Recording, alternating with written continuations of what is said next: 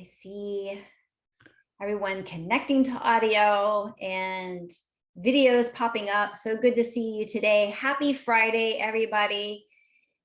Hoping that you guys are looking forward to a good weekend. I'm so happy that you have given your time to join us today on this Friday.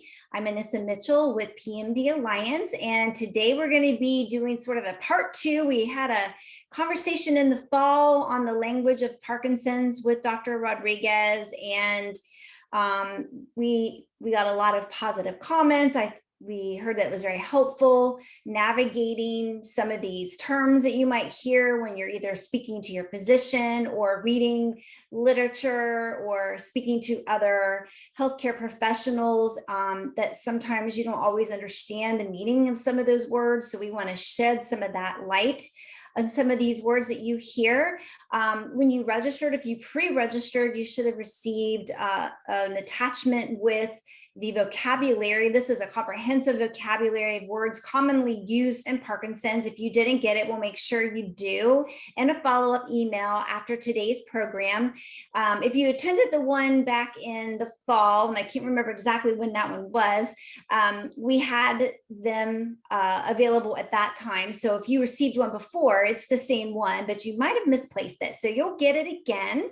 In the meantime, if you would pop open your chat, that's where you can ask your questions today as we go through each of these words. And of course, as I always ask, give us a shout out and let us know where you're from, as I love to hear where people are joining us from. So I am going to introduce our speaker today, who is Dr. Ramon Rodriguez. He's a movement disorder specialist in Orlando, Florida, where I'm located. And he is going to be walking us through ABCs of some of these commonly used terms in Parkinson's. So Dr. Rodriguez, thanks for being a part of this conversation today. Well, thank you. Thank you, Anissa. I'm excited to be part of this, and I'm excited to see that this is a very large group of people that is connecting. So, you know, I really enjoy having every opportunity to have a conversation with patients and talk about important things, all Parkinson's disease, right? You know, for them to understand better what to expect from Parkinson's and how to communicate with their doctor. I think that's probably the most important, one of the most important things that they need to know. Absolutely. All right. Well, we are going to go through the alphabet of words. So we're going to start with an A word, acetylcholine. So what is acetylcholine and what role does it play in Parkinson's? So, you know, there are multiple chemicals in Parkinson's disease that are part of this condition. And we always talk about dopamine, right? Dopamine to the right, dopamine to the right, to the left. And we need to increase dopamine, or my dopamine is low. But, you know, dopamine doesn't live by itself, and it's not the only brain chemical. So acetylcholine is another very important chemical in the brain, because just as a quick, you know, as a quick introduction, acetylcholine has to do with memory, right? And every time we are trying to treat a patient that is complaining of having some memory problems, right? Our goal is to increase acetylcholine. So, for example, you know, some of you might be taking a medication called either donepezil, right, which goes by the brand name of Aricept. There is another medication called rivastigmine, which goes by Exelon, and Exelon comes as a patch and it comes as a pill, right? So that's the one, that's the memory patch. And then there's another medicine called galantamine, right? So, you know, those medicines, they all have the same goal, which is increase acetylcholine. And we believe, and we have some data, we don't only believe, we have data that shows that if with using these medications that are related to increasing acetylcholine, memory will be better. And how do we know this and how it is important, right? So let me tell you that this acetylcholine comes at different levels because we need acetylcholine in the brain, right? But when we have some people that are having urinary problems where they are having overactive bladder, you know, it takes, you know, if they take a little bit too long to get to the bathroom, they will have an accident. then they will get a medicine that blocks acetylcholine. So now you see how the whole picture begins to complicate, right? And then there is another medication that is used to help with the tremors in people with Parkinson's disease called trihexyphenidyl, and another one called benztropine. The brand names are Artane and Cogentin. Those are medicines that are anticholinergics. Those are medicines that block acetylcholine, and they can cause memory problems in people with Parkinson's disease. So it can help with the tremors, but it can cause memory problems. Like I just saw a patient this morning, and he tells me, you know what, doctor, my tremor is very difficult to treat, even with the carbidopa, levodopa. My doctor gave me acetylcholine, trihexyphenidyl, which is a acetylcholine blocker. And he tells me, and my memory, my short-term memory just wiped out. Like I had no short-term memory. So that's the kind of side effects that we can expect. So it is a very important chemical that we need to keep in balance. We need to keep in check, especially because in the brain, increasing acetylcholine can help with memory. And because of that, we have to be careful that if we take some of the medicines used for bladder control, for overactive bladder, then it can block some of these acetylcholine. So that's why some of them might be related to memory problems, and sometimes they might be associated with some hallucinations. So that's why we need to be very careful. So it's just a very important chemical that needs to be kept in check and in balance.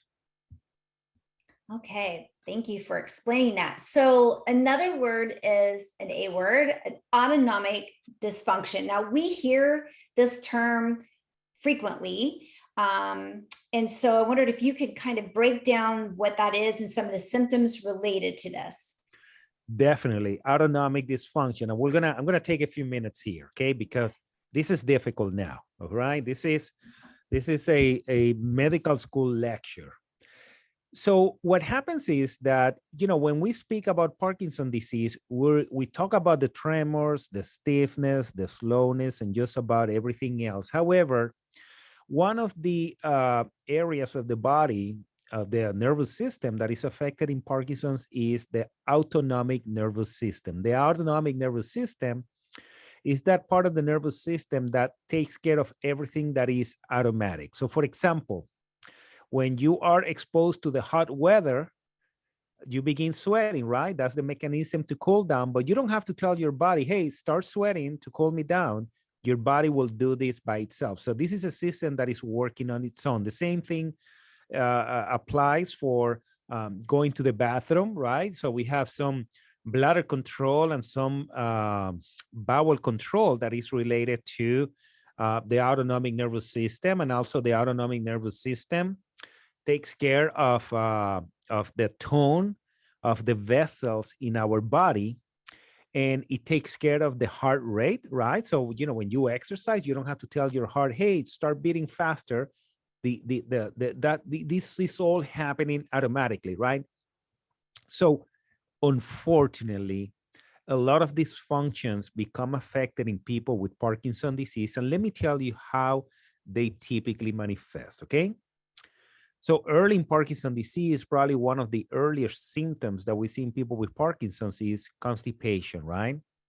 And this is one of those first manifestation of the autonomic nervous system becoming involved in people with Parkinson's disease. And guess what? There's a lot of autonomic nervous system in your gut, in your abdomen.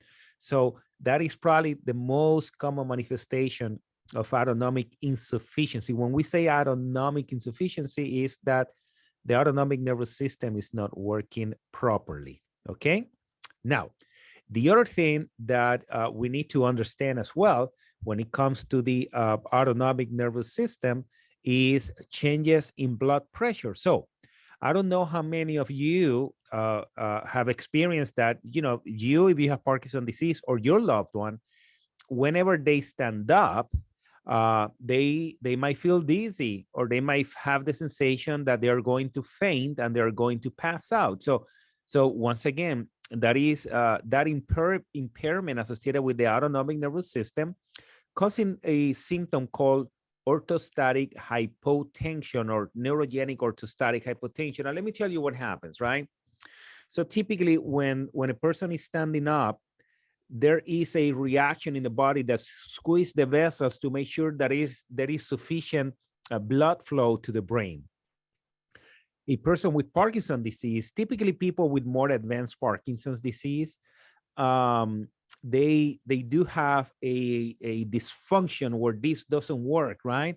So whenever they stand up, they need to take a break, because if they don't, then they will feel the sensation that they're going to pass out, or some people eventually will pass out. And in my experience as a Parkinson's disease doctor and movement disorder specialist, people that have this issue of the orthostatic hypotension are very prone to fall. They fall a lot. And I always try to inquire whenever patients are coming back, telling me, you know what, doctor, I'm falling more frequently. I'm bothered by that. So I try to figure out whether there is an element of orthostatic hypotension and why this is important. So once again, one thing leading to another. So a very common situation is this. We have people that have a problem with high blood pressure for many years. They probably were diagnosed with high blood pressure at 45, 50 years old. They have been taking medicines for high blood pressure, but now they are 65, 70 years old. They have been taking the same medicine for 20 years, but now they have Parkinson's disease and they are in a situation where they develop this autonomic dysfunction causing orthostatic hypotension, right? So guess what? That is one of those few situations where the blood pressure initially begins to normalize. So those people with orthostatic hypotension might need, excuse me, might need to taper down these high blood pressure medicines to avoid these sudden drops in the blood pressure, right? And not only that, not only they have to lower the high blood pressure medicine, but also they have to drink more water in order to maintain blood pressure within certain level. Some people, we have to recommend them, and listen to this, because this is probably the only situation where your doctor will recommend for you to enjoy more salt in your diet. So salt can help keep some of that intravascular volume to avoid this problem of orthostatic hypotension. And this is the main reason why many people, your doctor will recommend to use those white socks, the compressive socks, because what they will try to do is try to provide some pressure in the vessels in the lower extremities, so there is better distribution of the blood, trying to minimize the problem with the orthostatic hypotension, right? So you see how this is so important. Another situation, because I know that a little bit later you have another word of that is hyperhidrosis. Another situation that can happen is because of this autonomic dysfunction, some people with Parkinson's disease will develop excessive sweating. And what happens is that as the Parkinson's disease medications even fluctuate, some people will begin sweating, and they will sweat so much that they will feel that they will wake up in the middle of the night because the bed feels wet, or they will be outside, you know, maybe at an event, and their clothing suddenly will look wet, like somebody just sprayed them with a garden hose outside. And so it can be quite severe. So you see that there are multiple systems associated with this autonomic dysfunction, the autonomic nervous system, that is tightly connected in Parkinson's disease. And we need to be aware of that, because if in fact that is what is happening, we might be able to do something. Something else that is commonly happening in people with Parkinson's, and I see it quite often, is some people feel like they eat and the stomach is full, and they had breakfast and lunchtime came and they still feel like the stomach is always full. And maybe the afternoon comes and they still feel like whatever they had for breakfast in the morning is still in their stomach, right? So once again, this has to do with that ability of your stomach digesting foods and breaking them down and passing them to the small intestine and moving them over. And obviously, not only is a problem with food, but it can be a problem with the medicines used for Parkinson's disease, because every time you take your medicines, in particular the carbidopa, levodopa, in the stomach, the medicines will dissolve and they will be eventually moving into the small intestine where the medication will eventually be absorbed.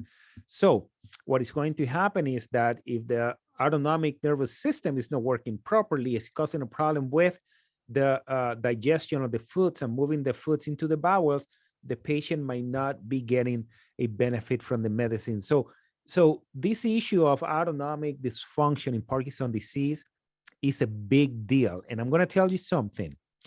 During the first 5 to 6 years of Parkinson's disease, we worry a lot more about tremors, slowness, stiffness, and so on. But after 6 years, usually, and on, is when people with Parkinson's disease begin to experience some of these problems with autonomic dysfunction, and they can be quite nagging. They can be very bothersome, and for some people, they can be very disabling. And it is critical that you understand this, because some people will not even mention this to their doctor because they think that this is not associated with the Parkinson's disease, when in fact is one of these very common symptoms that we see in people with Parkinson's.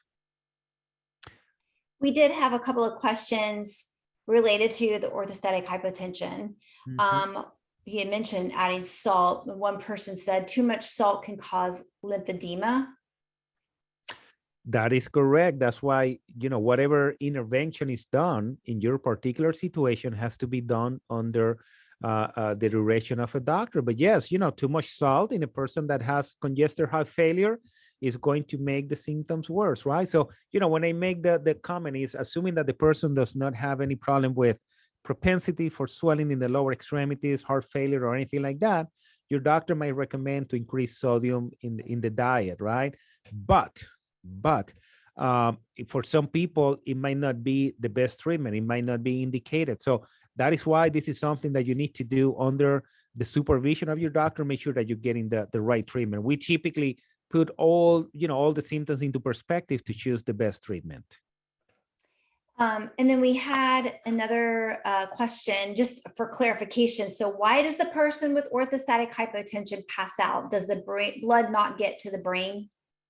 That is correct. That's what is happening. So, there are some areas of the brain that are very particular to hypoxia and changes in blood flow. So that is typically what happens. There is a decrease of blood flow to the brain, and the person initially feels like they're going to faint, and some people are going to faint and pass out, and some people even pass out and they start jerking like they're having a seizure. So, it can go from very mild symptoms, like I feel I might faint, to a more visible and striking situation, such as passing out, having a syncopal spell, and even a convulsive syncope, which is, the most extreme version. And lastly, related to this, is someone wanted to know what the medications are for. That's a wonderful question. That is a wonderful question. You know what? The more I think about this, thank you to that person that mentioned about the too much salt and the lymphedema, because I think that I have to clarify that properly. Okay, but going back to the medicines, yes. So there are multiple medicines that we use for the treatment of orthostatic hypotension, right? So historically, we have been so listen. Let's begin. It doesn't matter what medicines I give a person for orthostatic hypotension. If that person is not drinking water, nothing is going to happen. Okay? Just imagine that we are on a boat. The boat is sinking because there is a hole in the middle of the boat. And I have a cup, and I have my cup, and I'm going to start getting water out of the boat, right? But listen, if I don't cover that hole, nothing is going to happen. So we need to make sure that we keep good intravascular volume. So the person with orthostatic hypotension needs to be well hydrated. That's going to be critical. And then there are some other medicines such as fludrocortisone, Florinef. Let me see if I can write that down here. Just give me 1 second. Because those are fancy words, right? So one of them is fludrocortisone, right? The other one is called midodrine, and the other one is called droxidopa. Those are the 3 main medicines. And if you look at the chat, you will be able to see those words right there, right? So those medicines are the typical medicines used for the treatment of orthostatic hypotension after the person has been drinking more water, they have been using the compressive socks, they have been using, those that can have more sodium in the diet, added more sodium to the diet. And if everything else fails, then we can add some of this medicine. In my management of Parkinson's, I know that many people with Parkinson's disease are taking so many medicines. So I really try to minimize having to add more medicines to treat their conditions. So that's what I try all these other interventions, right? Before we add medicine, but those three medicines will be the typical medicines used. They are all available as a generic. Obviously, when they were not generic, they were expensive, just like every other new medicine that comes into the market. So, from all these medicines, my favorite one is droxidopa. Okay, and I'm glad that there's a generic, because I personally believe that so number one, we have data that shows that it's a very useful medicine for the treatment of orthostatic hypotension, and that we have great data. And at the same time, I personally have observed in my patients with Parkinson's that they seem to have less falls when they are on that medicine. And, in Japan, this medication is used. So, okay, so there's a comment here. It's still very expensive, but there are grants out there to help with the cost. Yeah, so I don't know how much it is costing, but just the fact that it's available as a generic makes me feel better, at least. But yes, I think that from all those medicines, that will be, I have to say that will be the one that I find to be the most useful in my experience. But you know what? I use all of them. Sometimes I agree. Some people cannot afford the droxidopa, and we try the other ones, or I go to the other two first, and then if they cannot tolerate or they don't work, then typically insurance will pay for the droxidopa. Okay, well, that was very helpful explanation of all that, because I know that's a common question and concern. So thanks for covering that so well. So there's another word that many may not have heard before, and that's I never say it right, blepharospasm. What is that? How common is it, and what are the treatments for it? Yeah, so blepharospasm is an involuntary contraction of the muscles that surrounds the eye. So a person with blepharospasms can have excessive eye blinking. Okay, so if you see me, excessive eye blinking, and some people will have even spasms of the muscles that surrounds the eyes, and sometimes the eyes will close and they will remain closed for 20-30 seconds. So some of these people cannot drive, because obviously you cannot drive with your eyes closed. And when we speak about Parkinson's disease, we always talk about the tremors, the stiffness, the slowness, the shuffling of gait. However, dystonia is one of the symptoms, and blepharospasm is a type of dystonia in the muscles that surrounds the eye that cause excessive eye blinking.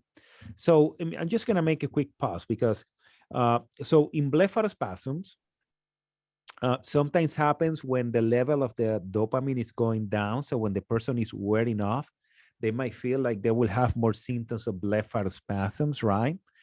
And then if we need to treat it, I think that the best treatment for this is botulinum toxin injection. Okay, so there is Botox, there is Xeomin that can help for the treatment of this condition. There's another medicine called Dysport, but I don't know if it is approved for this particular condition. But Botox and Xeomin are probably the most commonly used medicine for this. They're always very helpful. They help keep the eyes open for a longer period of time, and patients tend to tolerate those treatments very well.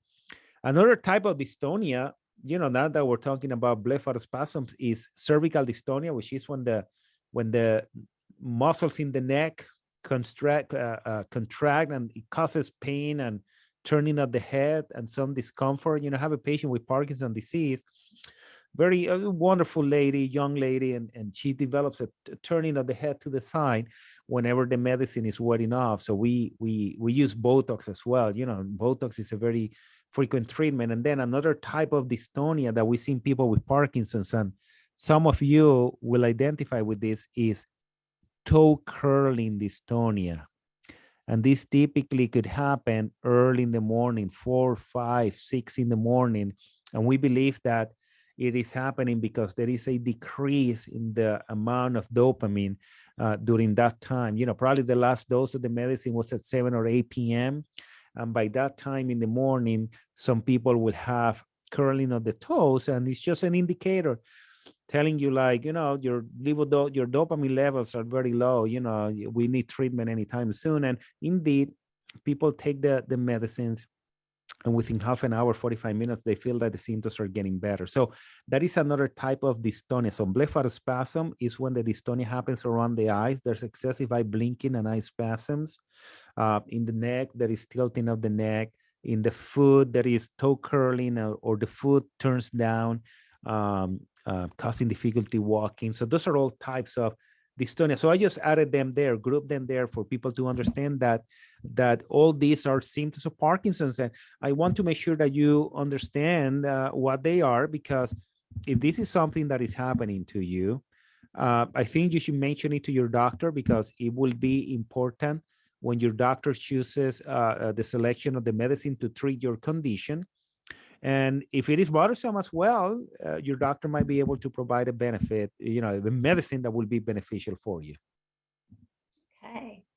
So delirium, this is an important word for people to understand, because these symptoms of delirium can sometimes look like psychosis.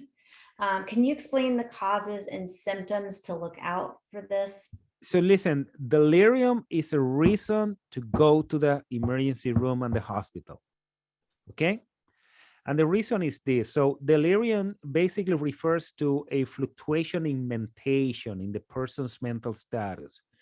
Sometimes you're speaking with them and they're like, yeah, I took my medicine today, and sometimes they might not even finish the word. They might be fluctuating. The level of attention might be fluctuating, and it's a typical thing that we see when a person has consumed a lot of alcohol, that you see them, talking a little bit slower, and they might start a sentence but not finish it, and they will close their eyes, and you can see trying to keep their eyes open, and so on. So that is, a delirium. That's the delirium secondary to alcohol. The person is delirious because they are intoxicated with alcohol, right? But if you're at home and your significant other or your loved one is delirious, and they haven't been taking alcohol, then something else is happening, right? It can be an infection. It can be that they're having a stroke. It can be that they're having a heart attack. It can be that they have a pneumonia. It can be that they have a urinary tract infection. It can be that they took the medications twice. They forgot they took the medicine and they took it twice. Or it can be a side effect of one of the medications that they're taking. That new medicine that my doctor gave me is making him feel now like he's somewhat confused and inattentive, right? So that's what delirium is. And the classic manifestation of the delirium is those fluctuations in mental status. It's like he's not totally there, or she's not totally there. Like, that's the one thing. When a person is psychotic, when a person is having hallucinations, they're alert. They tell you, you know what, I see some people there. I see a cat. I see animals. I see a rat, or I see the face in the wall, but they are awake, like they're able to tell you what is happening, versus the delirious person, that there is that fluctuation in the mental status, like I'm more alert now, and then later I'm a little bit drowsy or somnolent. So that is very important for you to understand, because deliriums are considered medical emergencies. What that means is that something generalized is happening in the body that is putting some additional stress in the brain, and typically the things don't get better. Sometimes the delirium can be mild. I have seen people coming to the clinic, and they tell me, the wife tell me, you know what, his memory has just not been that sharp for the last 3 weeks, right?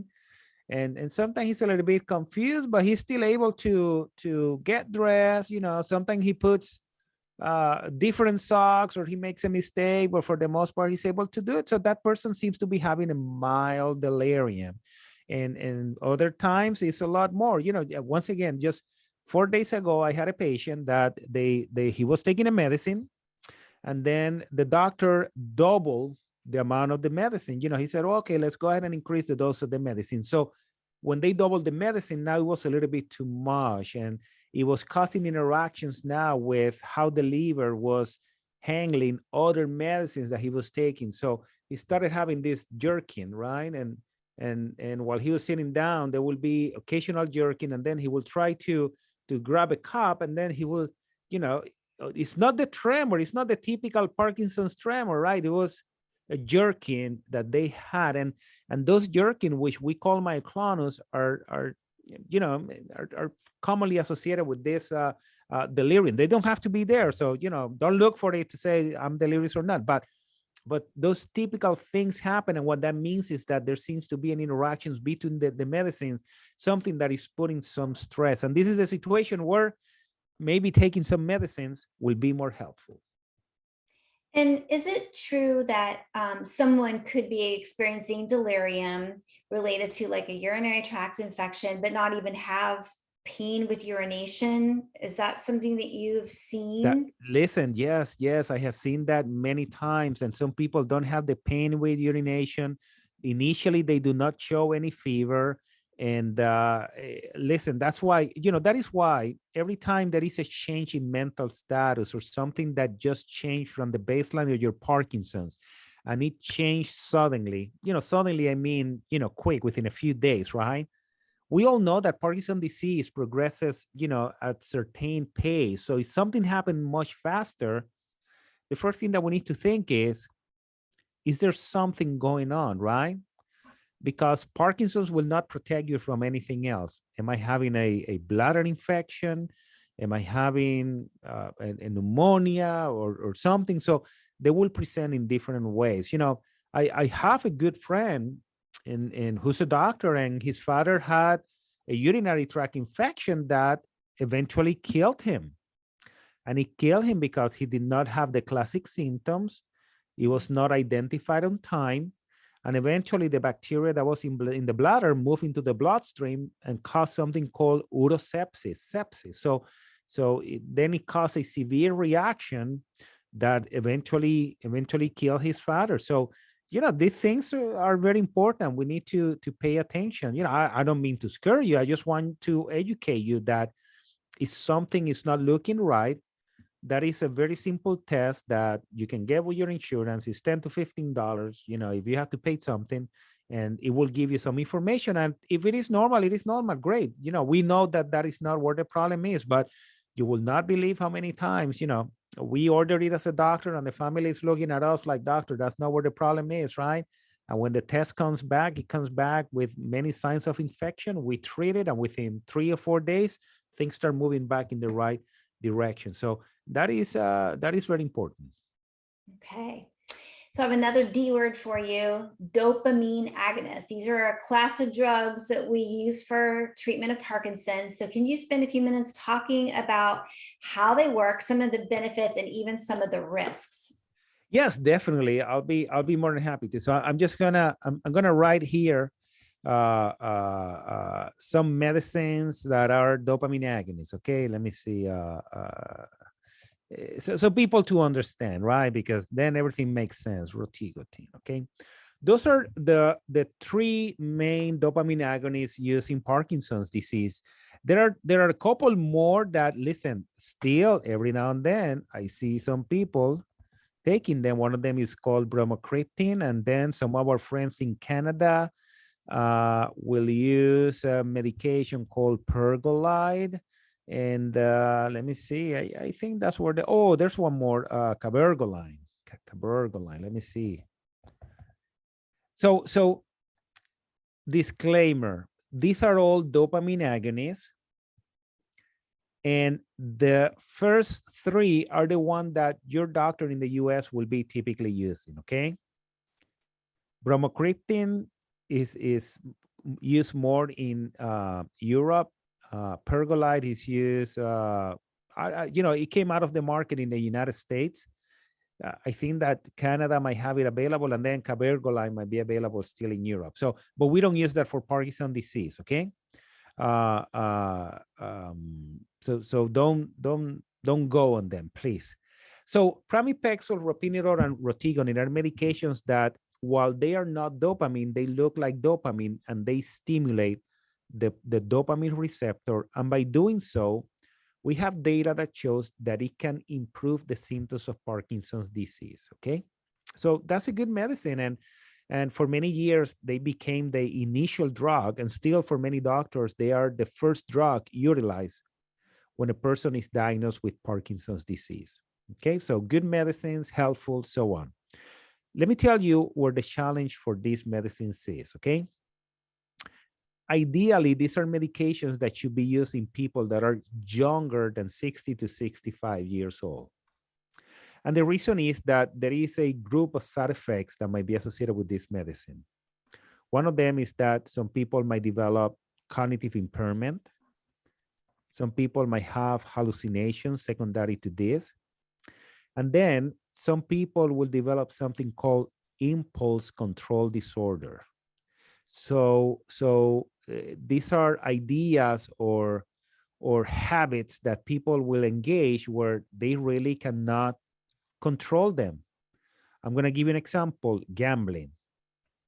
I had a young lady, a very nice lady, that she was gambling online, and over a few days she lost $50,000. Those were the life savings from her husband, and she just couldn't stop.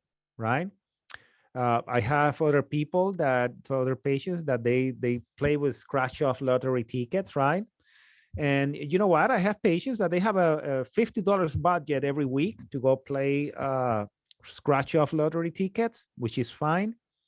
But I have people that suddenly it goes to 75, 100, 125, right? Other people become hypersexual. They want to have sex every day, 2 or 3 times a day. And they get very upset if they don't get what they're looking for, right? And let me tell you, this goes for males and for females. Other people get into shopping. I had a patient that started purchasing flashlights, and the wife one time comes and you tell me, doctor, he's shopping a little bit too much. Can you do something about it? I asked him, how many flashlights did he purchase so far? I'm thinking 25, 30. He was already over 500 flashlights. So, that's the extensive variety you can find on Amazon.com, right? So these things happens and they're very real. And while they are not very common, they happen, and they're more common than what we think, right?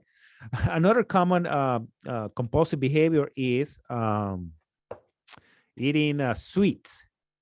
So, I have a patient that I saw him 2 days ago. He tells me, well, doctor, I wake up almost every night at 2 a.m. and I have to eat half a gallon of ice cream at that time. And then I go back to bed, right? So that became his habit, and he really cannot stop it. And I truly believe it's associated with the dopamine agonist. So we need to pay attention to these medications and the possibilities of those side effects. And listen, those compulsive behaviors can even happen on carbidopa, levodopa. However, these dopamine agonists are the medications that are mostly associated with them: pramipexole, rotinirole, and then, in my experience, to a lesser extent, rotigotine, which is the patch. Now, the other three medicines, bromocriptine, pergolide, and cabergoline, we don't use them in Parkinson's disease. They are used for pituitary tumors and other conditions, except for the pergolide that was used in Parkinson's. However, they were associated with heart problems. So it was causing problems with the heart valves.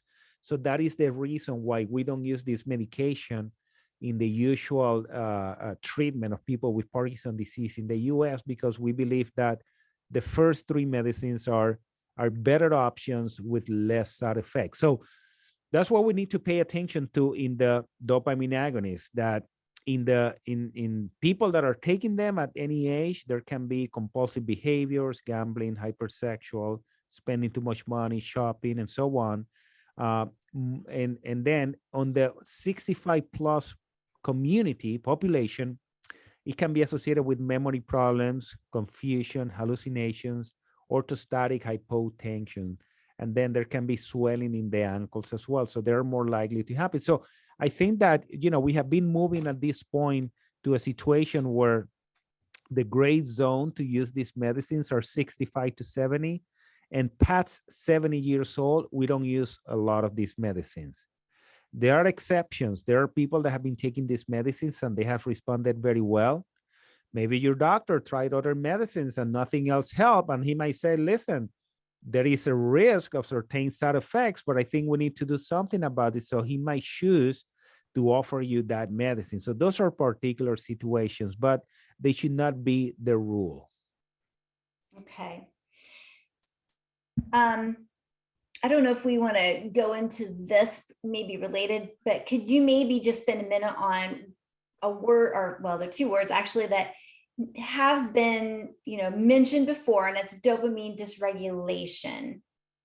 What Yeah, that so is. so dopamine dysregulation, typically we reserve this term to some patients that they just have developed this dependence on carbidopa levodopa.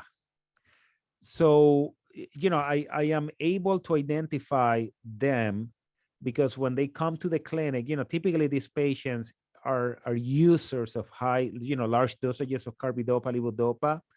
And when they get their pills, the first thing that they do is they put the pills in a Ziploc bag, right? Like a sandwich bag.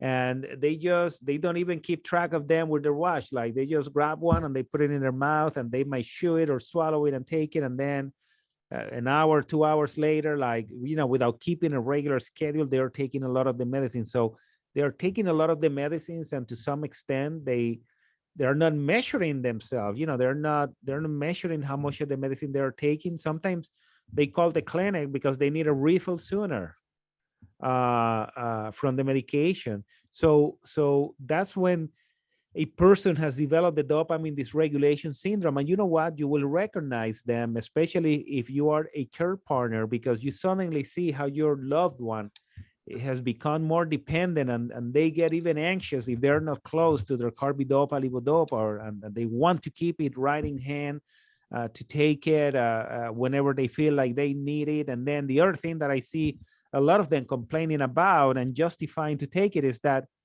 whatever problem they have, they want to fix it with carbidopa levodopa. They want to take some levodopa, and they feel a little bit sad. Oh, that's because my levodopa is low. Let me take it. They are anxious. It's because I need my levodopa. So be aware of this. These are people that are taking medication more than what they are supposed to be taking them. All right, moving through the alphabet. How about an F word, freezing of gait or fog? All right. So freezing of gait refers to a problem with ambulation, with walking, that is frequently observed in people with Parkinson's disease. And the farther you are in your condition, the longer you have Parkinson's disease, the more likely you can develop freezing of gait. However, it could happen even in the early stages. So let me explain to you how this works, okay? So, typically the initial manifestation that I see in some people is that when they stand up to get walking, so they're sitting down, they're standing up because they're going to whatever they're going to, the kitchen, to the bathroom, they feel like their feet don't want to get going. There's a little bit of a hesitation to get their feet out of the floor, and they feel like there is a magnet pulling them down, right? But once they get walking, they're able to walk. But if they try to go through the doorway, then they will feel like they get stuck one more time. So going through the doorway, going from one type of floor to another, initiation of walking are very frequent situations where we will observe a person having freezing of gait. Once this is happening, after some time, it becomes more frequent. So for example, after those particular situation, what is going to happen is that they, if they're walking and they're going to turn around, now they need to take many steps to turn around. You know, they might need 8 to 10 steps and they feel like they're just blocked when they're turning around. So what that means is that they're having a spell of freezing of gait. They feel like there's a magnet pulling them down. And while most times this is a problem that happens when the person is in the off medication state or low dopamine state seems to be a trigger for this problem, it is very unfortunate that some people will have this situation, this problem, even when they are in the on medication state. And unfortunately, there's not a great medicine that I can say, you know what, this is going to be very useful for the treatment of orthostatic I'm sorry, for the freezing of gait. It can be very complex, or they feel like when they're on, they have more on time, right? You know, and they have less freezing of gait and it's feeling good. But as soon as they are turning off, then they will be able to tell because they will have more problems with walking. So the problem that I see is that many people, when they feel like they're stuck on the floor, they sort of move the upper body to try to get going and provide some mobility. And if the legs are not following, what is going to happen? Two things. One of them is if the legs don't go, the person will fall down. But then there is another situation where the legs start moving a little bit fast, probably too fast, and the upper body is going forward, and the legs are trying to catch up. And unfortunately, if they do not catch up, that person will end up falling. So that particular symptom is what we call fascination, which is when your legs are going at a higher speed, trying to catch up with the upper body, and sometimes you will not be able to accomplish that. So those are symptoms that are quite common in people with Parkinson's. Okay, so we are covering quite a bit. I want to move into some other words. Lewy body. We hear the term Lewy body is associated with Parkinson's and Lewy body dementia. Can you explain what a Lewy body is? Yes, I can explain. So the Lewy body is the pathological hallmark of people with Parkinson's disease. So we always, you know, when we speak about alpha-synuclein, what is happening in the brain, we have to speak about this protein called alpha-synuclein. And there are some changes that happen in the structure of this protein. It phosphorylates and then it creates these clumps in the brain, this group of protein in this body.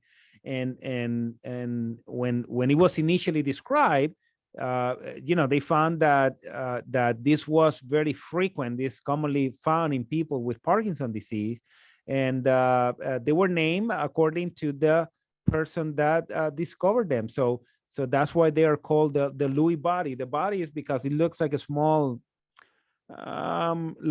planet, right? You know, right there in the deposits in the brain, and they were discovered by Dr. Lewy.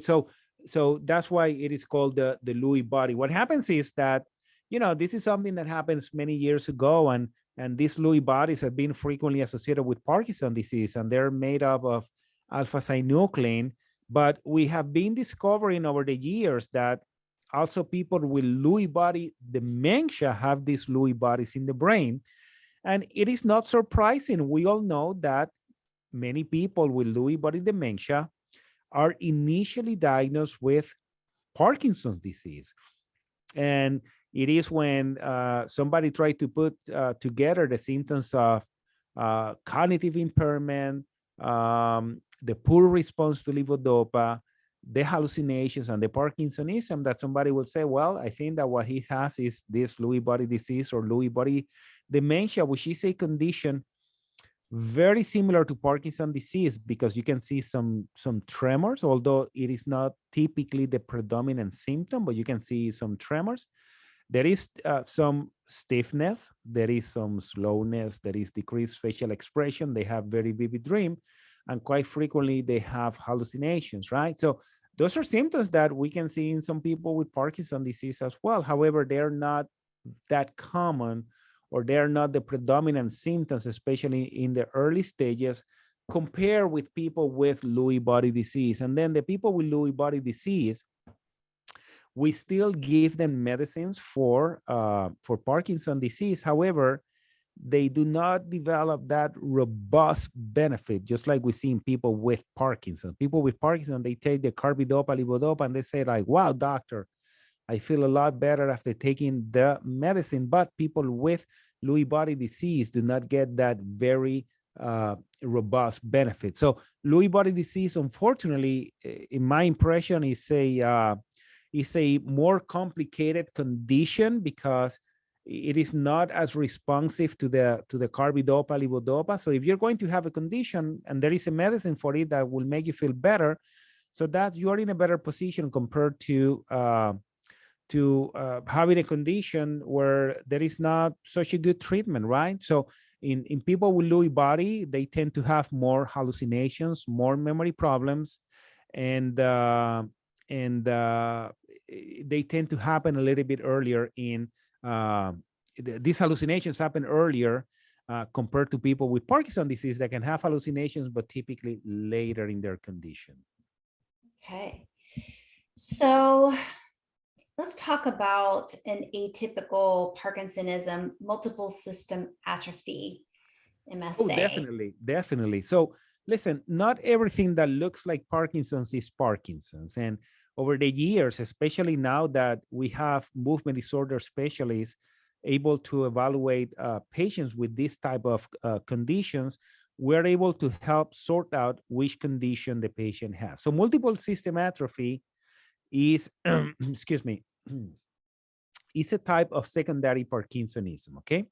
And let me tell you, how complex this multiple system atrophy gets, because there are even 3 different varieties of multiple system atrophy that many years ago, we thought that they were independent conditions. However, being able to look at the brain better and do some further testing, we recognize that these are conditions that, from the pathological standpoint, whatever process is happening in the brain is very common, but the manifestation in the body is different. So let me go ahead and talk and move a little bit further into that, right? So, the most common condition that we recognize as MSA is what we call the MSA-A, which is the multiple system atrophy with autonomic insufficiency, okay? So these are patients that early in the disease, they develop the orthostatic hypotension that we spoke about it already a while ago.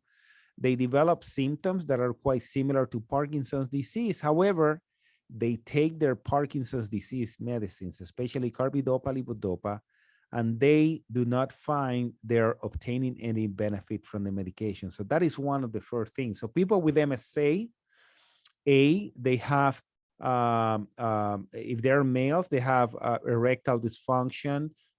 If they're males or female, they can be bladder issues. They look like they have Parkinson's disease.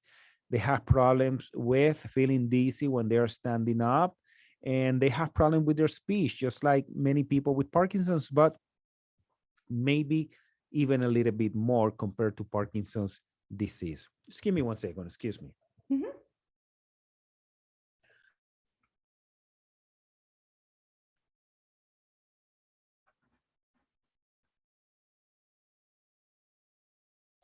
I needed a break there. My apologies. So that is MSA-A, the autonomic. Then there is another type of MSA called MSA-C. The C stands for cerebellar. And these patients have a lot of incoordination. And in the past, we used to call these patients olivopontocerebellar atrophy. But with a lot of research, we recognize that they're very similar in the brain to people with multiple system atrophy A, which in the past we used to call them the Child-Drager syndrome. And then the next variety of MSA is what we call MSA-P, and the P stands for Parkinsonism. So these patients have a lot of Parkinsonian symptoms, not a lot of that incoordination, not a lot of that autonomic insufficiency or problems with feeling dizzy when they're standing up, but more stiffness and more slowness, and definitely very resistant to treatment. So you see how all these conditions they all fall within the same umbrella, but the clinical manifestation, what the doctor sees in the clinic, is very different. That's what it is so difficult to make this diagnosis sometimes, and or that this is why, your doctor might tell you, listen, it looks like this, but we need to continue keeping an eye on it, giving a little bit longer, because that will help us find out, see other manifestations from the clinical standpoint that will help the doctor make a diagnosis. So when a person comes to the clinic with Parkinson's disease, obviously, we're thinking about Parkinson's disease because it's the most common one. But in the background of our heads, we're thinking, could this be Lewy Body disease, right? So the Lewy Body patient starts having hallucinations very early in their disease compared to Parkinson's, that they have hallucinations later. And people with MSA, they have problems with orthostatic hypotension, a lot of constipation, bladder problems, incoordinations in their condition compared to the people with Parkinson's disease. So you see how there are these certain characteristics that will help your doctor differentiate one condition from the other. So we're almost out of time, but I think the question that just came in from Ken is actually a really good question, and maybe a good way to end this talk. And he says, with all the variations of symptoms between PD patients, why don't we call it Parkinson's syndrome, similar to Sjogren's? You know what? I agree. I agree with Ken. I think that this should be a Parkinson's syndrome. And I wouldn't be surprised that within the next year, I'm sorry, the next few years, we will have that. And actually, when people come to my clinic, and they're coming for the first time, I tell them, you know what, you seem to have a Parkinsonian type syndrome. And I tell them that because I tell them, but I am not exactly sure which one in particular you have. But I love to hear, when Ken is saying that, there's a Parkinson syndrome, because at the end of the day, many times the clinical management is going to be very similar. And by that, what I mean is a lot of the patients will continue taking carbidopa, levodopa. And the reason is that while many people do not have that robust benefit from the medicine, some people still get a 10, 20, 30% improvement in their symptoms with the carbidopa, levodopa, even though it's not Parkinson's disease.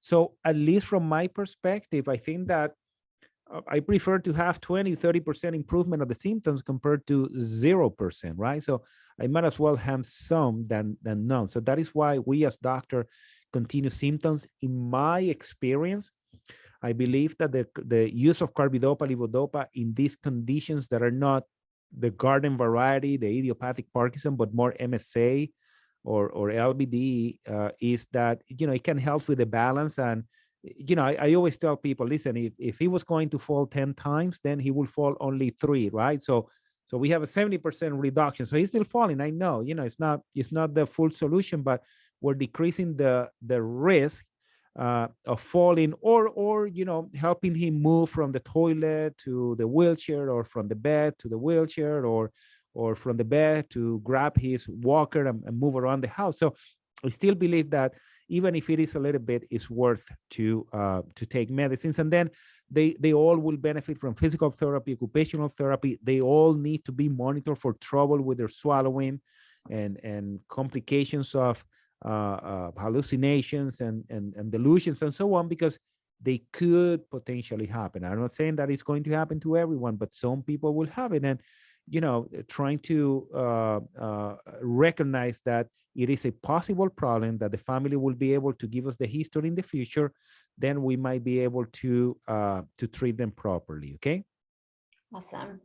Well, I love all of your explanations of these words, and I'm sure that there was a couple we didn't get to, but you covered what we did discuss very well, and thank you for answering some of these questions. So thank you so much for walking us through some of these terms. Again, if you didn't receive the glossary of terms in an email before this program, you will receive one in a follow-up. And if you want to save the chats that talked about these specific words and some of the medications that he mentioned and some of the other comments, if you want to save your chat, you just go over to where you type your chat message, and there's 3 little buttons at the far right, and you pop that box open and there's a save chat feature. So that'll give you an opportunity to review that. So thank you so much, Dr. Rodriguez, for your time today. And we want to give you the wave of gratitude. So I invite everybody to give him the thanks through the wave. And we hope that you all have a great weekend, and we'll see you soon. Thank you so much. All righty. Thank you so much. Bye-bye. Bye. Take care.